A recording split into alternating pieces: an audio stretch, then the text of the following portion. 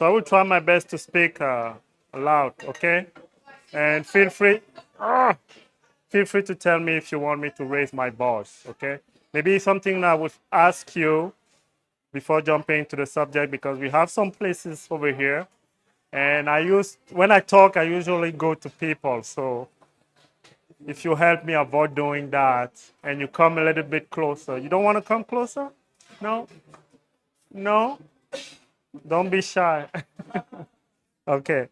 Yeah, but I will try my best to speak loud. And feel free to tell me you don't listen and I will repeat. Okay? Um, so today, it won't be technical. Usually, I know during this meetup, it's really technical. We go into the detail, we jump into the code and so on. What I would try to do here is to share with you an idea that came to my mind. And if I'm completely honest with you, was not really my idea at the beginning, right? I went to, when I was in San Francisco, around the people, we were talking about what we can do with AI, and that idea came to mind. And when I came back to Canada, I started thinking a little bit deeper, and I started prototyping something. So what I proposed to the FlutterMTL team organizer is to share this idea, and we have an interaction together. So I'm not just going to be the one talking, but I would definitely want your kind of input. So we're discussing, okay? We can call it elevator speech in the sense that I'm selling an idea, I'm sharing with you a prototype, and you let me know if that makes sense for you. Okay, so that's basically what I will try my best to do. And the idea is, yeah, just to use AI maybe to improve the way we're using the cloud computing. Who got experience with the cloud over here? Got experience with the cloud? Who's using the cloud computing daily, basically? One, two, three, four. You, a little bit. Not really sure. Okay. Well, let me ask you, which cloud provider? The only one. The only one. Okay. Okay. And if I ask you from 0 to 5, how are you going to rate yourself? What is your level from 0 to 5? Those who raise their hands. 5. No, 2.5. 2, 3, 3.52. Okay, that's really good. Why I'm asking you the question, to be honest, before jumping the subject, is we able to rank ourselves until we realize that we missed something, right? So you say maybe 3/5, and as soon as you have to build something, sometimes you're like, oh my gosh, actually maybe I'm 1/5. Okay, so let's see how AI can help us with that. So before diving into the subject, take just 2 minutes. I'm always emotional when I have to present this slide, but I believe maybe for some of you it's the first time having me as the guest. So I'm part of the GDE community, like Jane, with the Flutter Dart, and in the next couple weeks or month, I will also have the cloud in my bag. And I have those 2 kids that I try my best to raise, and they keep me honest because I'm a passionate developer and many other things. So always like putting that because it's part of the life. We are not just geeks, we're also a father. And day to day, I'm leading a software development department as a CTO, or Senior Director of Software Development, at the company named Data Valley. Sometimes people doesn't really know about the company, but we're all using our services. Every time you go into McDonald's, every time you're at the airport, for example, next time you're going at the airport and you connect to the Wi-Fi, before having access to the Wi-Fi, you're going to see a captive portal. Look at the URL. You will see portal.datavalley.io. When you go to BMO, unfortunately, before it was all Starbucks. We lost Starbucks, but I won't jump into the detail. So yes, I'm the one leading the software development department who's building that. So data ops, DevOps, software guys, and yeah. And when I'm not doing that and I'm not with the team here, I like playing the piano music. So yeah, that's about me.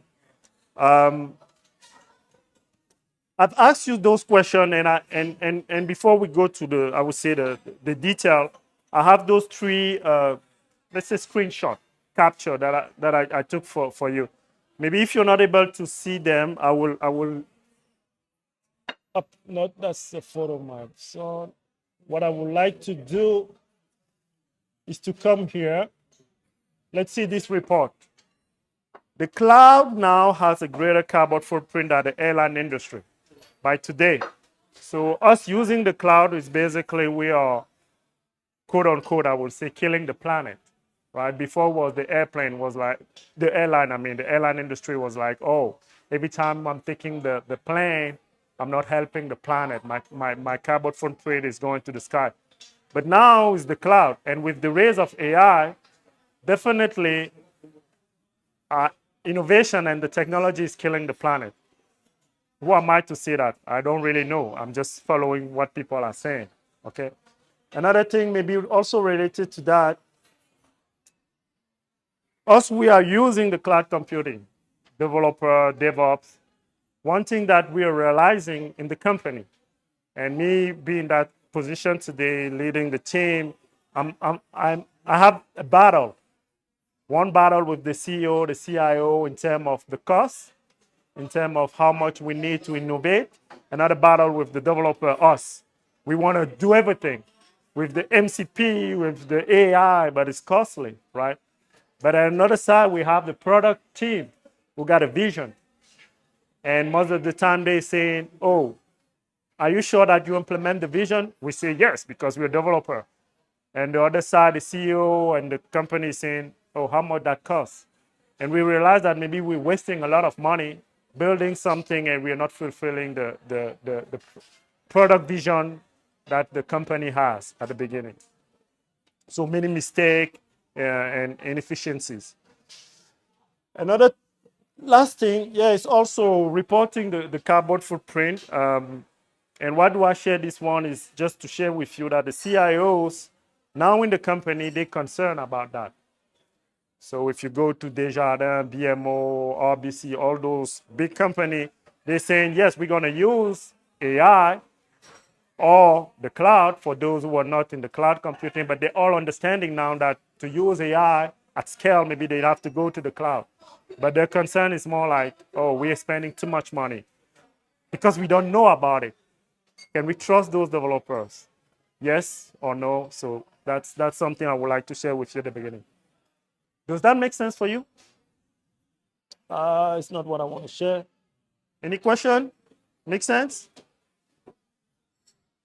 I hope it's not a digestion. You're not digesting. Everything fine? Cool. Okay, so let's go up. So yes, with the cloud, I don't know. Yes, some of you raised their hand about the cloud computing. I remember back in 20, I would say 13. Back then I was in France, south of France, in Toulouse, when I've been exposed to the cloud for the first time. I was working with a company called Meetup, who were building software for hospital. And we were like, oh, maybe we can use the cloud here to improve the technology and the stack. So with the cloud come a lot of responsibilities in the sense that, yes, we can scale. It makes sense for us to go there to scale.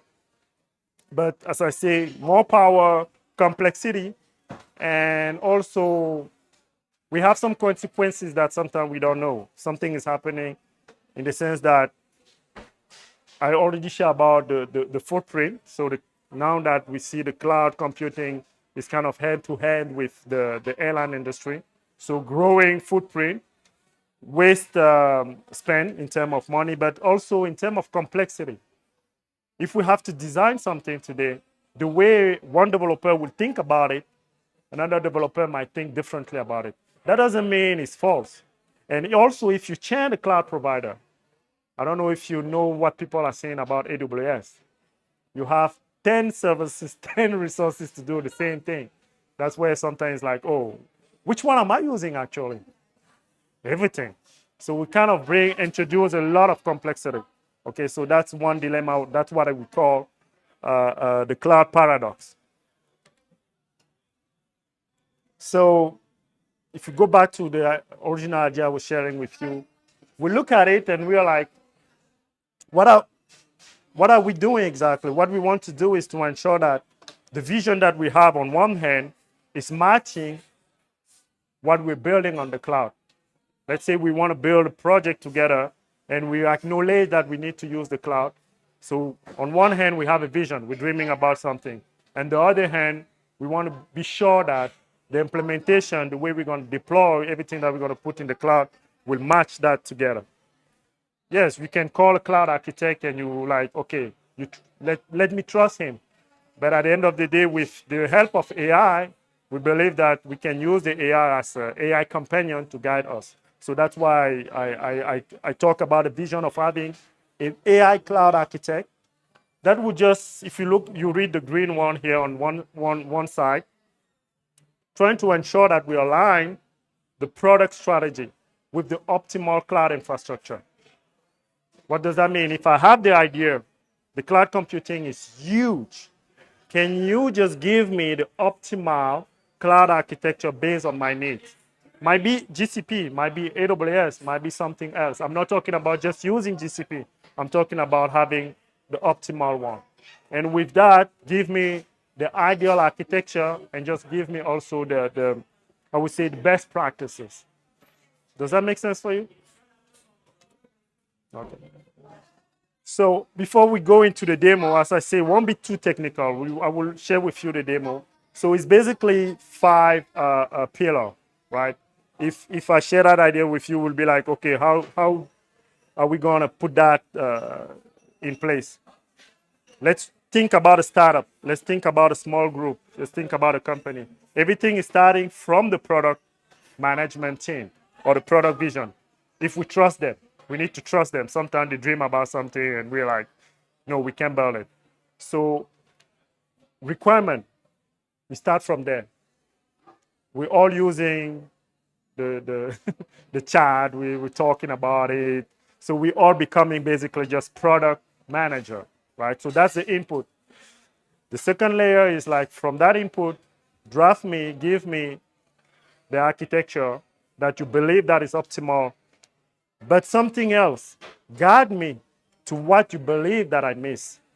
Because I might be a front-end developer, I might be a back-end developer, and I would like to deploy something on the cloud, but I'm not thinking about the security. I'm not thinking about the data management, the data governance. So guide me to something that I don't know. It's not in my area of expertise.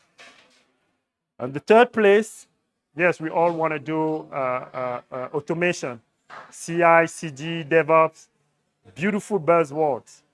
We really know how to put something in place when we're already in production.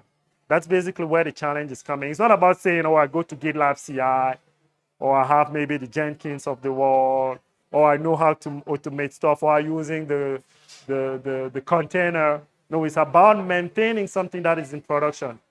Let's go back, for example, what we're doing by saying we want the airport Montreal to, everybody who's going to the airport to connect to the Wi-Fi.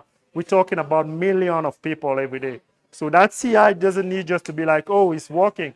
You need to be efficient and we need to be able to scale up. So yes, automate the infrastructure as code generation. And while we're doing that workflow of capturing the requirement, having an ideal architecture, doing the automation, every time I don't need to go and chat with other developers, you just give me the recommendation. And the fifth one, you will see in the demo, when we're working the company, something that is really difficult sometimes is to predict, right? If let's say the CTO or the senior director or another product manager, the new one who's coming in the company who got a beautiful idea, you're going to ask us how long or how much going to take us to build something. That's where sometimes we are like, even if you were the genius, you're not sure about providing him this feedback. So we need to give a possibility maybe to simulate what's going to happen. Make sense for you? I'm not talking, maybe I'm talking too much. Okay. So yeah, that is just to give you a kind of overview. Everything that I just say is just the loop, right? The product requirement analysis, and yeah, you don't see if I do like this. So the most important thing will be the continuous feedback, right? What I propose to do, because I see you're looking, I would like to jump into the demo quick now. Okay. Actually, was the next slide.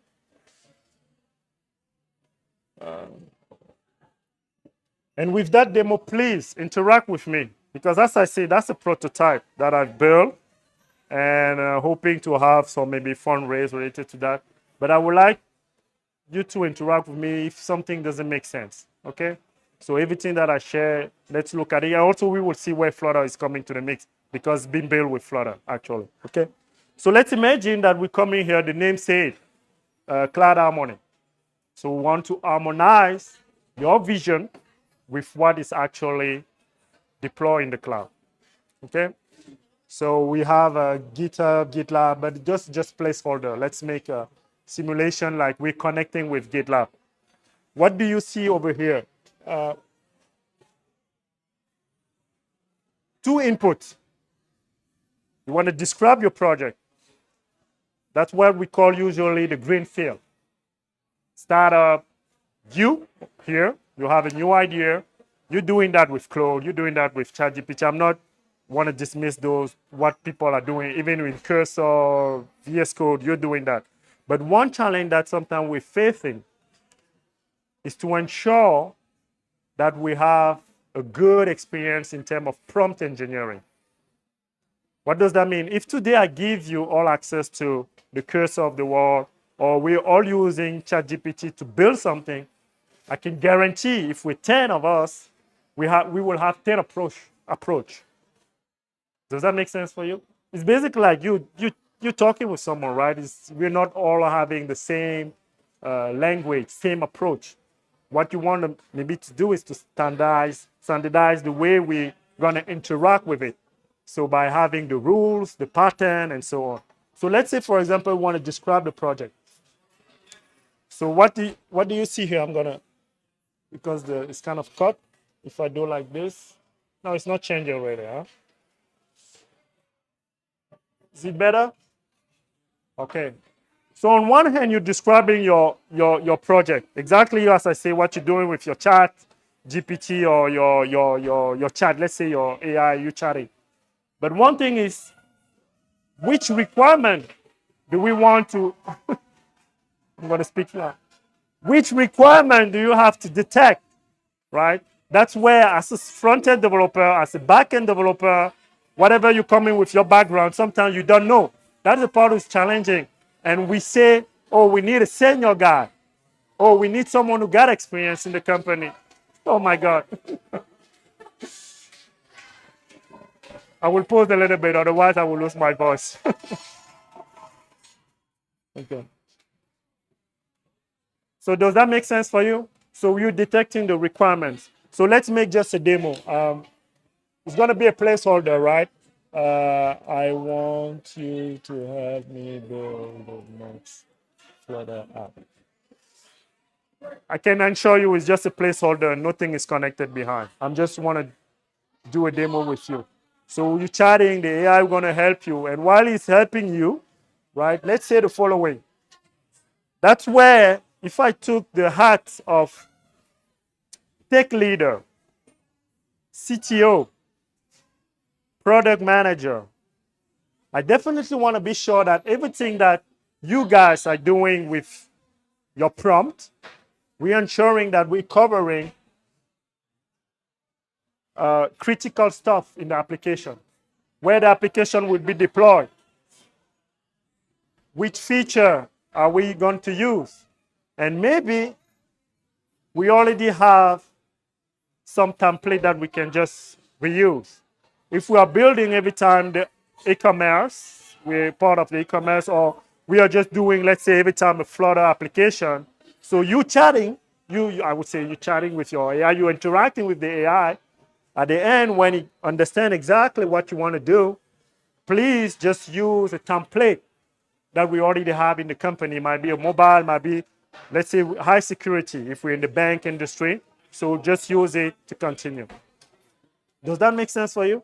And also providing you some I would say, color codes. Like, okay, maybe this one is not covered, so please continue chatting with the AI. So if we say continue, that's another step. If I do like this, why am I doing this one?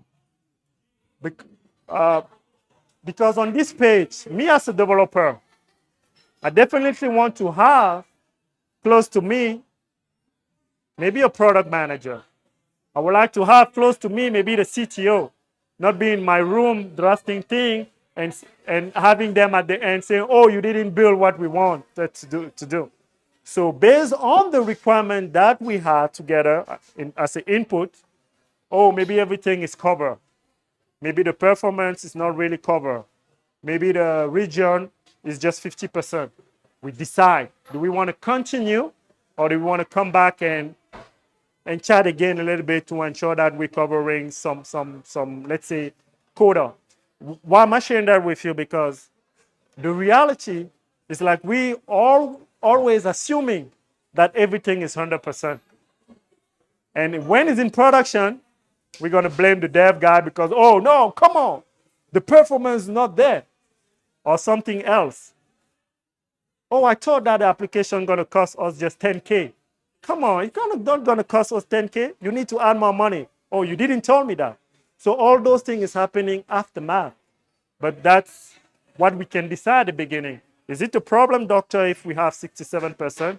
Maybe not. We continue. You see, so we're giving you that visibility. You can add requirement if we want based on what we discuss. So it's a real brainstorm.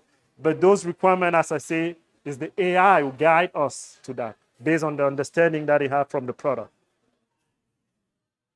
So if we continue, and yeah, maybe something else, detecting the missing requirement. Let's go back to the startup, for example. When a startup is starting their project, they don't have all the skills. They have maybe just a front-end guy, the back-end guy. They don't have someone who will be expert in the GDPR. Maybe someone is not expert in the database in terms of backup and so on.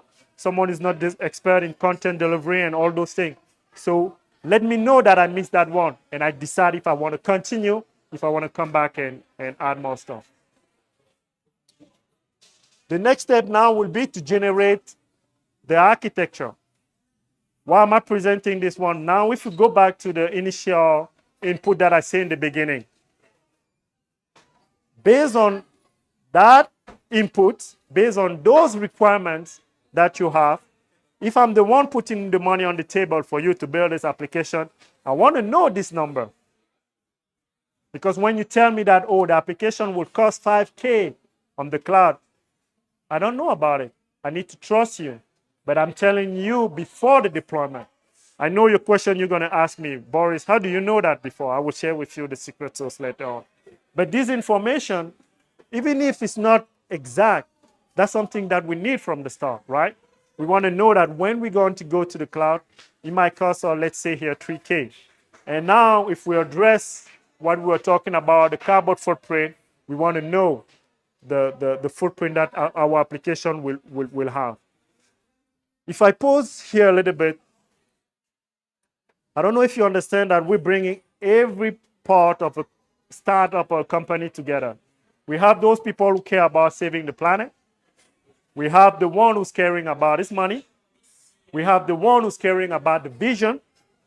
And at the end, we have us. We are here.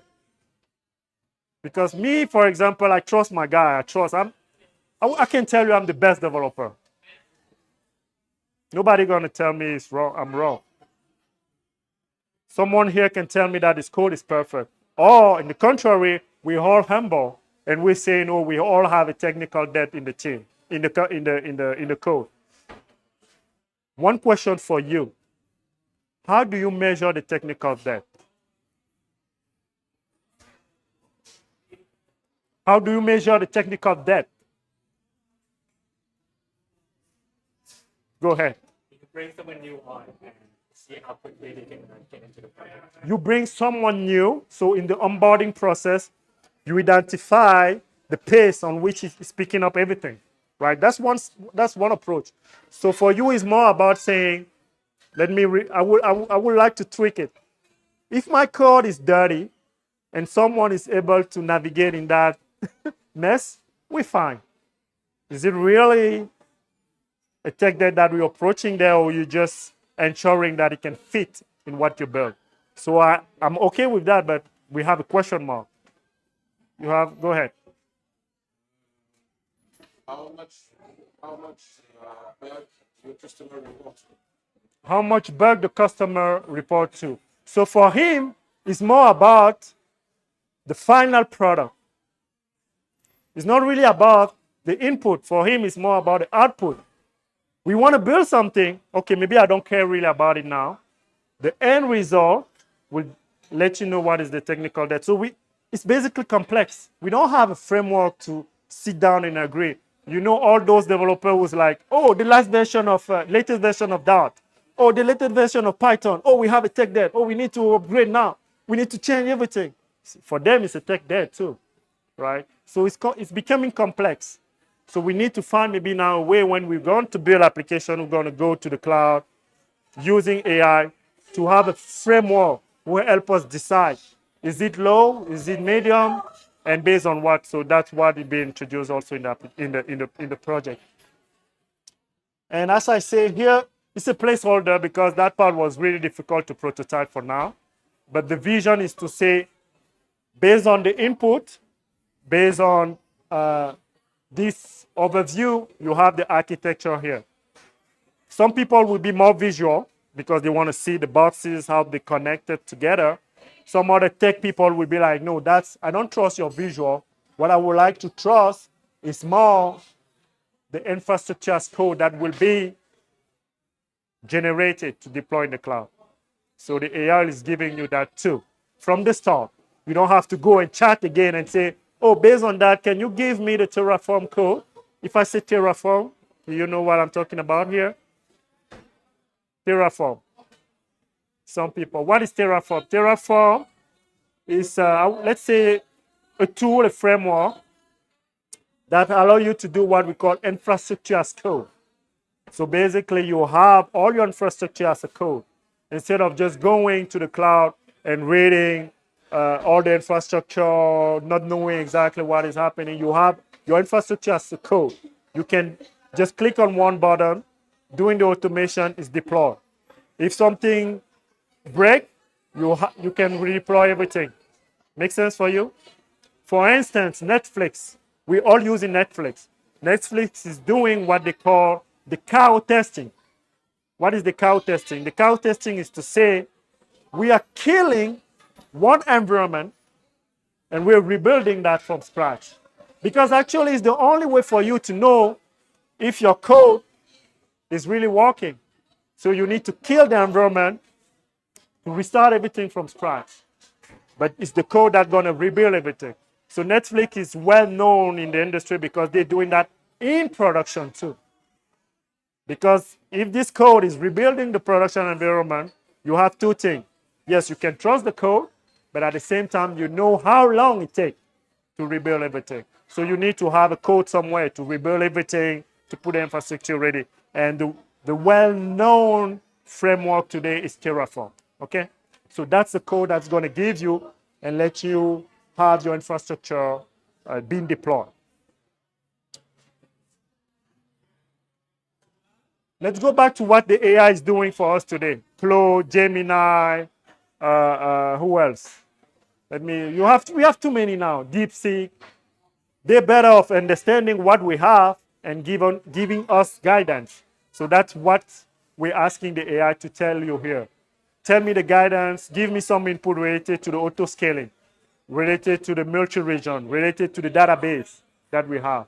So I don't have to be an expert, it's going to give me the input. And when you finalize everything, that's basically the view. I would say, imagine giving to the developer every time. When they come here, they're like, Doctor, I'm good. I'm good here. Stop complaining. So I calm down a little bit the product team. Because maybe we need to agree. We will never gonna be 100% here. Nobody is 100% here. In terms of alignment between the input was the product vision and what is deployed. Maybe I'm telling you 72%. Now when we brainstorm, we want to improve the score, but we have the score where we can start and talk about the technical debt. Because otherwise, we don't know what we're talking about when we say technical debt. We have 8 improvement opportunities that let us know that we have maybe 6 optimization available. So that's the idea. And you see here now, like in terms of gaps, oh, we have a high impact.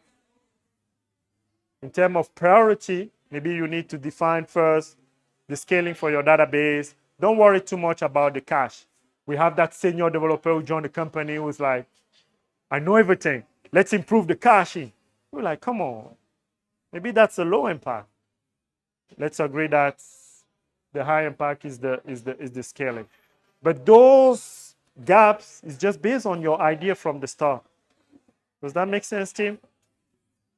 Cool. So that's basically why I want to interact with you if that makes sense. With you to say we are aligning what we're building with the cloud, and everything that I'm sharing with you here is just the AI will guide me saying, okay, if you build a project, that's the kind of input that people will need, and also I would say the experience. And you see here, for example, the monthly impact. If you don't fix this one, you will see this one is just $75. So maybe we don't put too much effort here. We're starting here. Okay. Let me share with you something else. If you go back to the cost, because originally from the start that was the idea. The idea was to ensure that we can build something having a way to optimize the cost and the carbon footprint. So with that vision, having the project that will be deployed, because this one is more about what will be deployed. We have those input. Look at the difference between the actual and the ideal. Actual is what we have already deployed, and the ideal one is what we can maybe aim to. Does that make sense, team? I would like to come back to something. I would like to come back to something. Give me a moment. Because from the start, when I made the demo, I told you we're going from here. You describe a new project. You could tell me, Boris, that's not a reality. Why? It's not a reality because, yeah, startup are building new idea, but the reality is like we're working on existing infrastructure. If I go to Expo, if I join your company, what you're doing, it won't be here. We're not going to describe a new thing. It will be more related to the existing infrastructure. So if I go there, that's definitely where I would like. If you already have your Terraform file, you import. If you have your GitHub repository, you might connect to that. If you already have something related to the cloud, AWS, GCP, you just connect to them. Okay, let's do a demo by saying, okay, let's say we have a Terraform. You're going to upload the file, analyze the file, and from there, boom, we're going a little bit back to the same vision that we had when we were describing the idea. Here we importing the infrastructure that is already deployed in the cloud, and from there we detect the product vision. I would like to pause here to share with you something in terms of reality. When you come to let's say a new team, a new project, a new company, everything is in production. As soon as you're asking questions, how that thing is working, you might have what I call today the dinosaur. The guy who was there for the last 20 years, who know everything in his brain. You're going to ask him, can you guide me? Sometimes when he doesn't have the answer, what is he telling you? He's telling you, oh, the previous product manager left. I don't know how that thing was working. So that's basically what we're trying to solve here. By connecting to the cloud, we're going to extract the requirement we're going to extract the vision, you will be able to definitely understand what we were trying to build and now question and say, no, maybe it was not making sense. Okay, so we're extracting the requirement as I see here. Application type, the performance scaling, the auto scaling maybe is not covered. And I will do something maybe while I'm here. If I change like that, is this better? Yeah, because I put the, it could tell me that I put the 10, okay? And the potential missing requirement. So if we don't have the product manager who designed that, if we don't have the expertise, even me, just me as a developer on my own, I can use the tool, extract the infrastructure and have all those input, okay? Let me go to share with you something related to the simulation. So when I was talking about simulating the project change, so everything is already in place.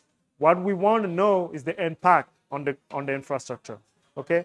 Let's say we say, okay, the current, it's an e-commerce site, right? We say maybe we want to increase the user growth. Let's say we go here, oh, we want to target Europe and South America now. Can you please run the simulation? When I do this, the product manager saying, oh, no, no, no, no, no, we are not going to do it. Say, why? Because we can support that one. Oh, it's too hard. Maybe we change. So we're adapting. So for me, it's more like now it's a brainstorm. We're working all together.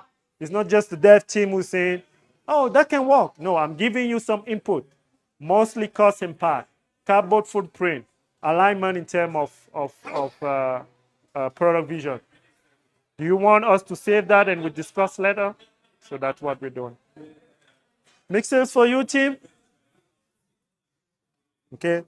So that's actually the demo that I prepared for you. I would like to come back to the presentation. It's not too much left actually, right? So just summarizing what I presented to you, right? Those 5, I would say, pillars. And behind the scene is AI. It's not like I draft something crazy. It's just really a cloud architect. We're talking about agent now, really in the sense that it's many, many agents behind the scene. One agent will be more about knowing the product alignment, knowing more about the technical debt, knowing more about optimizing the cost, knowing more about the carbon footprint, ensuring that we have a cross-functional collaboration. It's basically, if I start a company, I need maybe 5 developers or 5 expertise. I'm not hiring them. I have 5 agents in Cloud Harmony who's doing that exercise for me. Make sense? So yeah, just because we are Flutter Meetup, yeah. So the prototype is built with Flutter. It's a Flutter application.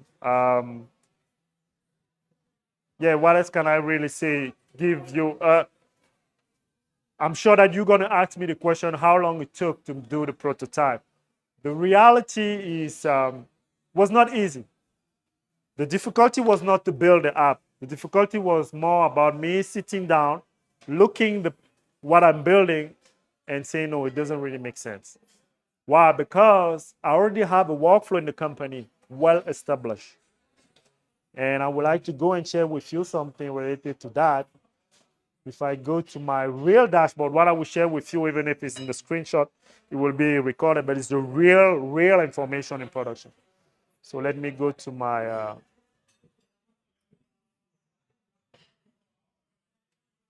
if it's coming, by the way.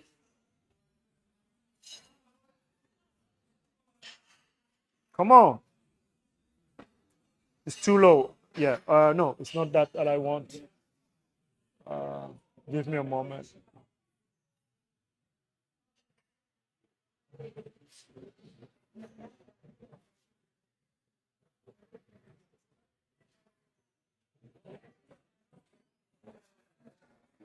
I just think it's the Wi-Fi here. It's not a high speed actually.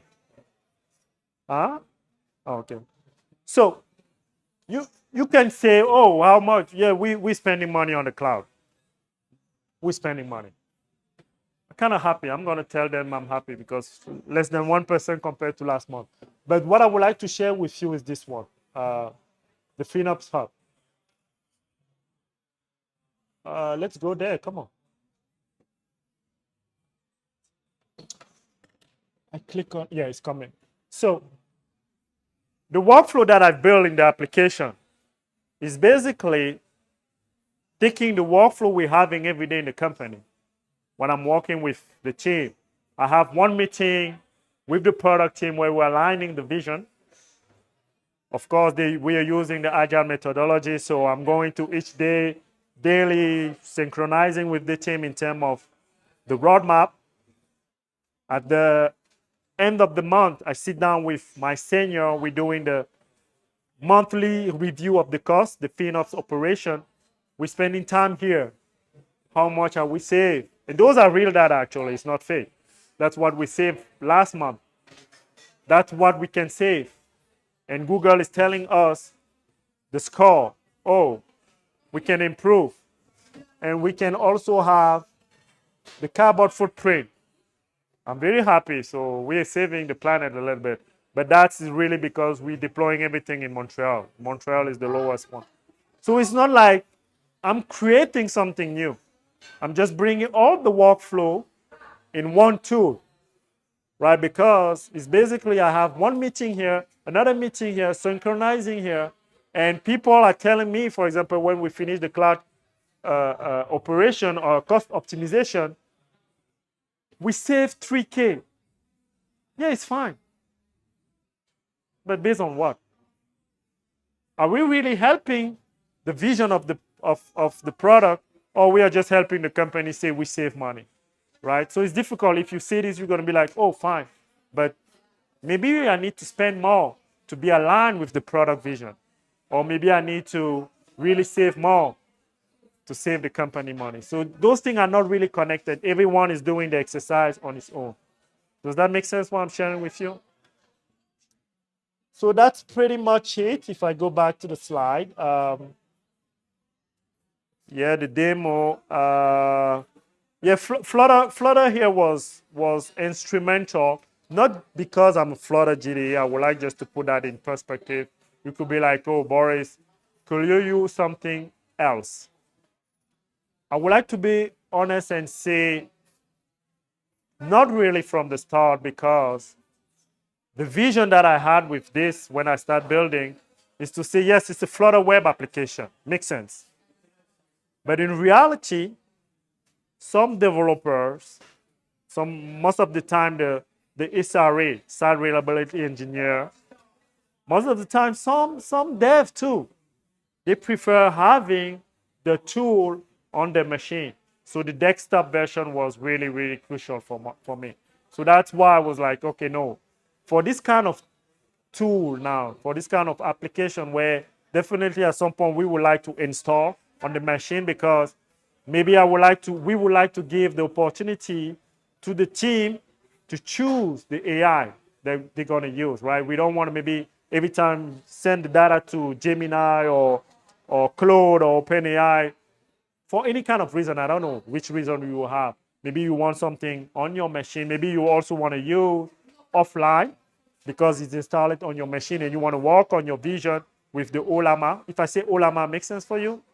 Yes. Okay. So definitely the desktop is crucial. So that's why Flutter was just the best choice here.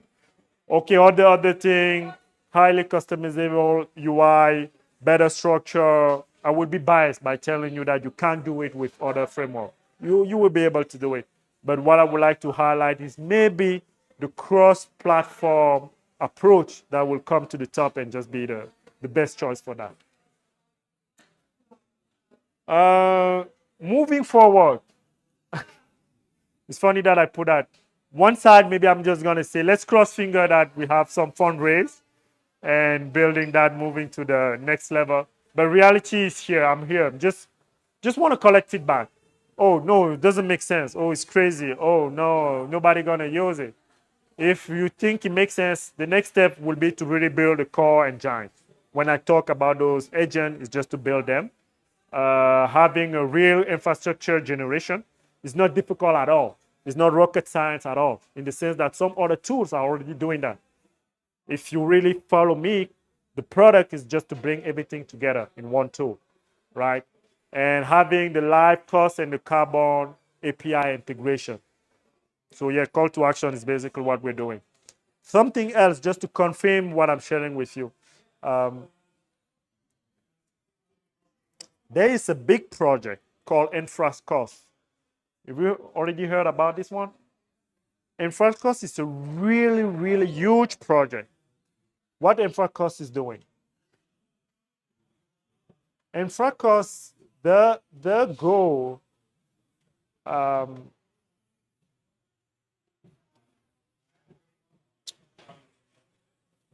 it's not what I want. The doc maybe? Yeah. InfraCost, you can install InfraCost on your Mac too today. And as soon as you start playing with the infrastructure as code, you're going to estimate the cost. So now if I go back to what I was sharing with you, you could ask me like, oh, Boris, how are you going to do it? Because that's what they're doing. That's their job. That's their business. Everything they're doing is to be like, because we're spending just a lot of time with the cloud provider, understanding how much it costs to do the infrastructure as code, we're specializing on that.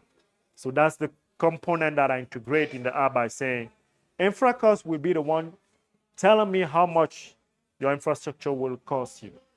Today, they're well integrated in Jira integration. They have some integration with, I would say, GitLab. That's even VS Code. You can have it in VS Code. You start drafting things, and they're going to tell you like, oh, maybe this one, if you change, boom, cost going to be like, so we already have it. It's not rocket science. Someone is doing the exercise. We're just going to connect with him. Another one is the Carbon Aware SDK. That's a global, it's an international project. It's not just, I want to say Europe or Canada or America or Africa or so on. That's a project led by what we call the Green Foundation, Green Software Foundation. What are they doing? They're doing something where they basically just call Carbon Aware SDK. One of the number one contributor now is Microsoft. So it's basically say you have an SDK that you add in your software, and it will tell you the carbon footprint of that software. So us as a developer, we don't really care about the planet. And I really don't really want to spend time coding and be like, oh, am I saving the planet? I don't have that expertise, to be fair honest with you. Even if I want to try, I don't have that expertise. But if someone is telling me, based on the software that you're building, maybe you need to optimize your Go code. Maybe you need to optimize your Dart or your Python because of this, because of that, because of this, because of that. That's what they're doing. So connecting also that in the project, that's how I'm able to tell you kind of a tech debt and to predict the carbon footprint. Another thing, maybe before we close, electricity map. Electricity map, they're based in, I think, Norway. If I'm not mistaken, let me go. It's Norway, or maybe they removed. So electricity map is already used today by all the cloud providers. So if you're using Azure, if you're using Google Cloud and so on, Cisco, Samsung for the stuff, they're already using electricity map. Electricity map is doing the following. They're mapping your deployment based on the data center. What people like deploying in Montreal, because Montreal is providing the low carbon footprint and the cost of electricity is, I would say, low compared to some other region. Let's say we don't have that chance to work or to build or to deploy our application in Montreal, and we're just saying in Europe, because maybe the customer will be in the south of France, the customer will be in Portugal, the customer will be in Germany. What electricity map will help you do, if I explore maybe this, yes. The enter is coming, it's just to connect, yeah. The electricity mapping, so they're able to tell you, okay, maybe, let's think about this following workflow. Maybe it will be good for you to switch your project and to use the data center. Let's pick one city in France because I'm French citizen. In Marseille, from 8 p.m. to 5 p.m. And after 5 p.m., switch and use the one in Paris. Why? Because the electricity is kind of low. So that's what electricity map gonna help you do. So you're gonna use Cardboard SDK away to give you those insights and automatically to switch the data center. So that's also how I'm able in the app to project the price, the cost based on this tool. So basically, I'm sharing that with you just to tell you, it's come back here. Nothing was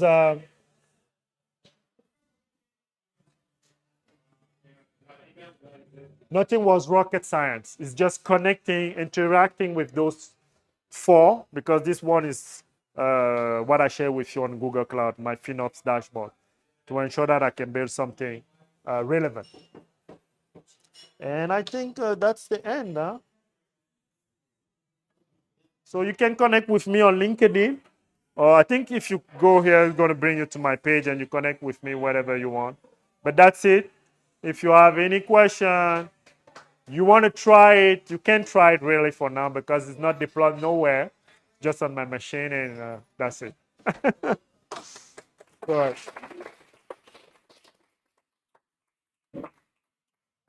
Any question, team? Go ahead. How accurate was your simulation compared to real results? That's a good question. I'm going to repeat maybe for other people to follow. He's asking me how accurate was the simulation compared to the real result. I've done the benchmark, but I don't have something here to share with you in terms of benchmark. I would like to tell you what I was doing to validate those things. I was connecting to my, so here, right? So who's familiar? Oh no, just few of you told me that they're familiar with Google Cloud. But what you have in Google Cloud, right, actually, and it will be the same with other cloud provider. The dashboard might be different. Something that you do, and that's how I work actually with the team, is we come here, it's a report. Give me a moment to be sure. Yeah, it's the report, right? So if I pick the last month, I will have all the services that my team is using, everything that we're using. So, and I have the real number at the end of the month. I was not too far from between 5 and 10%. Why? The number might be too big. You can tell me, no, I won't trust something if the delta is between 5 and 10%. But I know why the delta was that like this. Because with the real data, that's the real data from Google Cloud, they integrated many things that is really difficult to have in a product like the one I'm building. The number one thing is the support. You see, the support is costing me 1K because I'm one of the biggest customer in Montreal. So Google is like, if you give us 1K, I'm going to help you. So it's basically the support. But this thing is part of the deal. Maybe next year they're going to come, another guy going to come and be like, Boris, 2K. And you're going to have all Gemini everywhere. So this thing is part of the cost. Another thing is difficult to simulate, and it's also a deal. The relation with the cloud provider might be Azure or Google Cloud. It's what we call the credit, right? We call it the committed use discount. What is this one? The sustained use discount. The subscription, because I gave to the team Gemini. So we have all those things. They're like, oh, because you spend, we're going to reduce the cost. But the commit use discount, for example, is the best technique to, let me go there, up. I think it's this one. No, this one. The commit use discount is the best technique to say, for example, you see, oh, because we're going to use, I'm not going to go into the detail, with this database, another other thing, 24-hour a day, we're never going to shut that. Instead of paying 100%, Google, how much are you giving us? That's a deal. It's not something is written in the world. You go, you discuss with them. So those kind of deal that is done between, I would say, behind the table, I can't track them really. So I'm basically giving you the reality. So I would say it was not too bad, but I couldn't track those things for now. So you can have a percentage saying, for example, all those deals will be maybe 5%, but that's how I was validating if it makes sense. Another question? No, it's good. I need to stop. Okay, but you need to tell me. Tell me. Otherwise, another question? No I have a question. question. So when it comes to on the product, you have the CEO that is actually trying to optimize cost, Yeah. and then you have the product managers that they want more features. Yep. How does the product will manage their expectations? The challenge, I'm putting myself as a dev guy, the challenge that we have with the product usually, and please correct me if I'm wrong.